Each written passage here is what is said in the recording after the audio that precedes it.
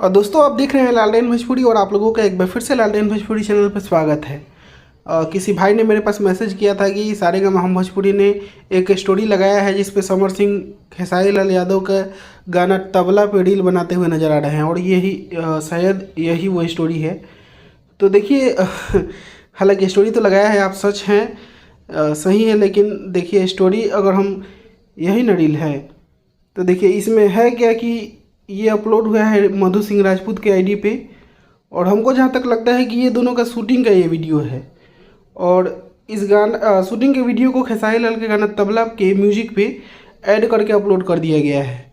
आप लोग देख सकते हैं कि कहीं से भी लिपसिंग नहीं मिल रहा है, वो दोनों अलग धुन में है, म्यूजिक अलग चल रहा है।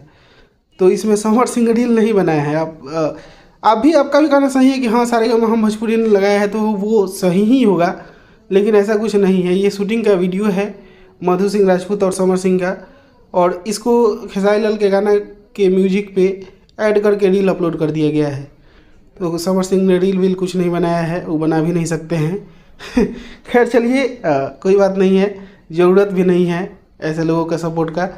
तो बस आप लोग इस भ्रम में मत हो रहिए कि समर सिंह ने सपोर्ट कर दिया है और सब कुछ अच्छा हो गया है, ऐसा कुछ नहीं है। चलिए मैं मिलूंगा आप लोगों से एक नए वीडियो में, तब तक के लिए जय हिंद, जय भोजपुरी।